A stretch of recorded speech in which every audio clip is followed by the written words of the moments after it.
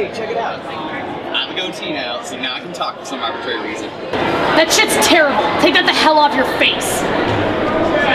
Yeah, I think the goatee stays. Heather.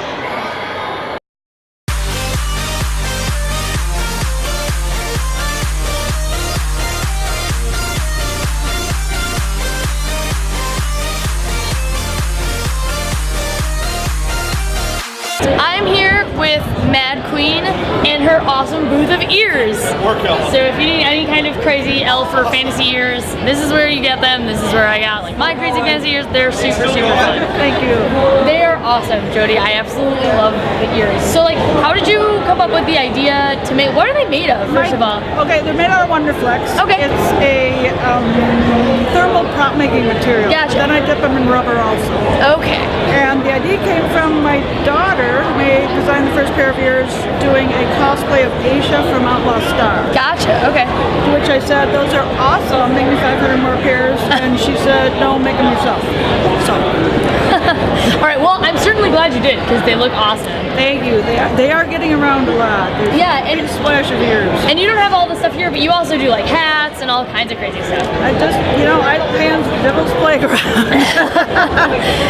Well, if people want to find you, either to buy your ears or to look at all the other crazy stuff you make, do you have like a website where people can find you? Well, the easiest way I've found to find me is do a search of Mad Queens, and the first one that comes up is Mad Queens at Mad Queens on Etsy, and hit that link and go right to my store.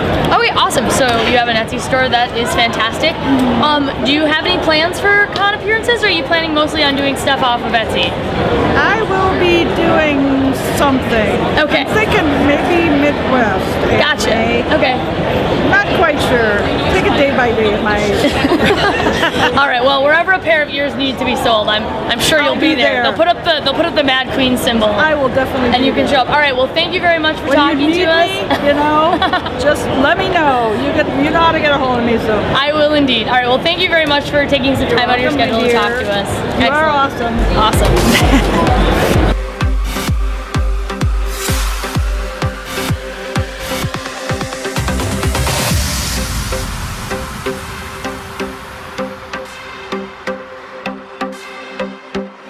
All right, we're here at Anime Milwaukee with Tiffany Grant, and we've got a few quick questions before we run off and let you get food. Okay. How are you liking Anime Milwaukee, other than the cold, because Wisconsin? I have mentioned that it is cold. Yeah, it's great. Everybody is excited and fun and enthusiastic and here for anime. So that's excellent, and we're always glad to have you. You go to so many cons, and it's so awesome that you ended up in. I'm a Milwaukee native, so it's kind of cool that you're here. Cool. We got some excellent interviews with Tiffany earlier, so you guys will definitely be seeing some of that. And thank you so much. Oh, sure. Thanks very much for having me, and you guys rock on. Ooh, favorite thing about conventions? That's quite a tasty question. Well, I've gone to an awful lot of conventions, 200 and blah blah blah of them over the years. It's that opportunity to interact with the audience. My background was doing theater, and of course, when you're on stage, the interaction with the audience is instantaneous. It's actually part of the performance. And when you're working on something that's filmed or recorded, you are separated from the audience. And that's, I get that opportunity when I come to anime conventions to meet the audience and hear what they think and get their feedback. And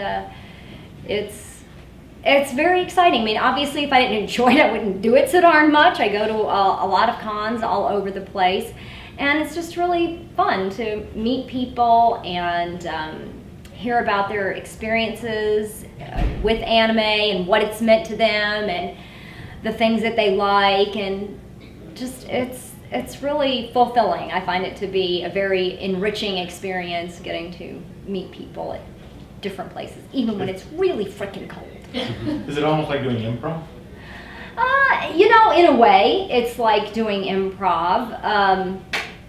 A lot of it's oddly the same, there's a certain kind of a sameness about conventions wherever you go, there's a lot of people dressed up.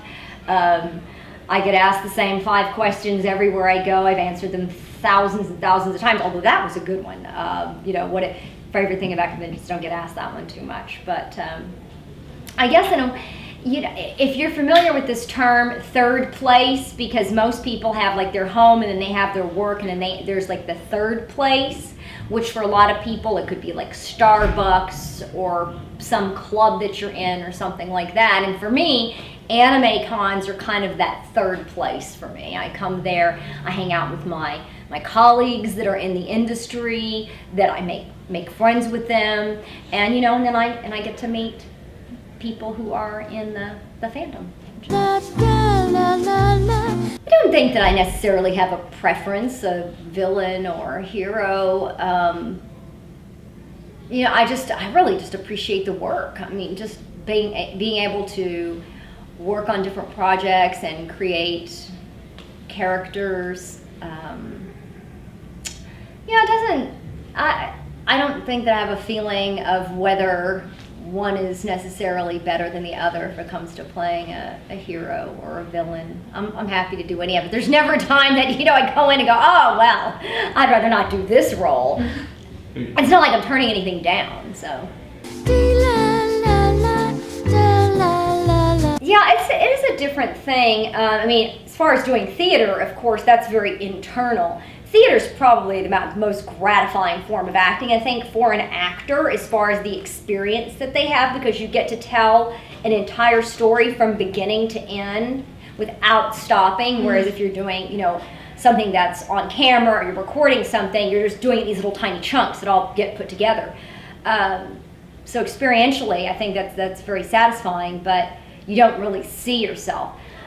On camera, I haven't done a tremendous amount on camera.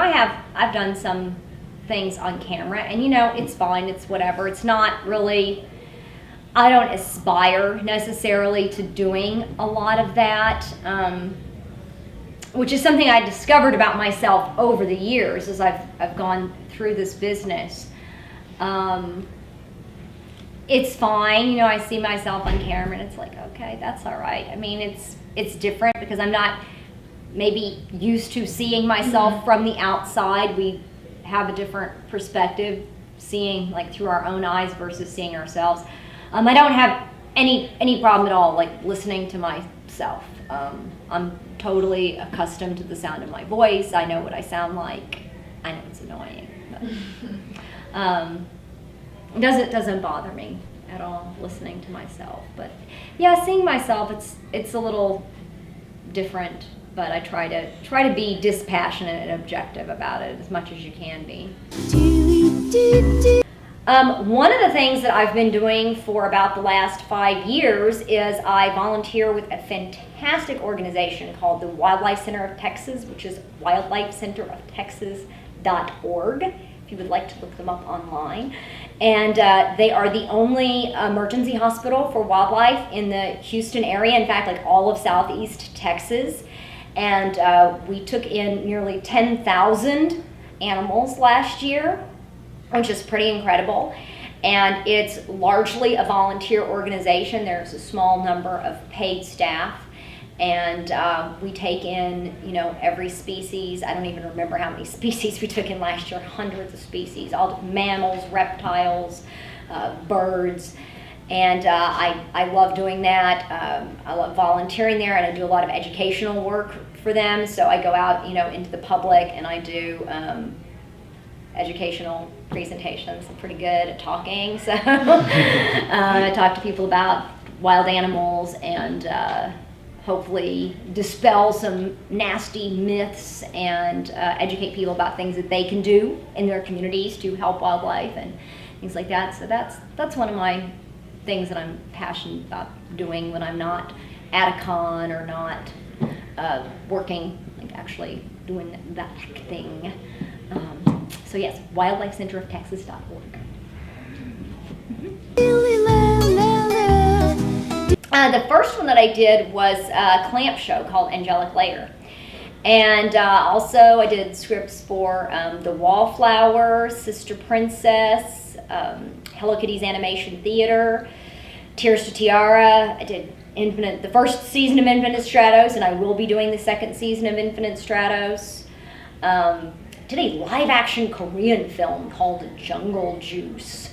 And there's several more, but there you go. There's some highlights. So is it like adaptations you're doing? Yeah, or- adaptations of, there's a translator who translates it into English. In other words, I don't speak Japanese, so a professional translator is, giving me in English, like, this is the gist of what they're saying. You could give that Japanese script to 10 people who are bilingual, and they're not going to give you back an identical document. Translation is not, I mean, if you've ever used, like Google Translate, you will know a machine cannot translate. So, I adapt the translation into, a script that actors can use in English and that will fit in the mouth movements, which is a very, very brief description of that. We do a panel about it that lasts an entire hour that could go to. I mean, there's both of those because really the way that the shows are recorded initially, they might not have even really fit in Japanese because the way the production is done, they're not dubbing something to fit those mouth flaps. So sometimes they don't necessarily exactly fit, but yeah, that happens. And so, you have to figure out how can we word this to be shorter or to be longer. And of course, if you want it to be longer, you can't just say, I'm very, very, very, very excited to be here, really, really, really. It has to be coherent. So it's a challenge. It's a challenge either way. You would think, like, wow, if I have all this extra space, isn't that great that the translation is like this and they have this much time to say something? And it's really almost as challenging as the opposite because you don't want it to sound inane and you don't want to really like add in something to the story that isn't there. You don't want to make something up. So it is challenging. Of course, it is also harder when the translation is like this and their mouth goes blap, blap, and and what the hell are you going to do? So I mean, there's a lot of finesse that goes into it, and like I say, that is a topic that I could talk about for hours, and we don't have that much time. I've never seen Pacific Rim, but I know that it's Evangelion. Okay. Yeah, I mean, gosh, when I saw the first trailer for it, I'm like, well, oh, look, it's Eva. Finally, the live-action Eva movie. But I still haven't seen it. Well, I'm damn sure wouldn't be Shinji Ikari. I don't know. Who would I have be my co-pilot? Hugh Jackman. That'd be good. Yeah, let's go with that. Hugh Jackman. Sorry, honey.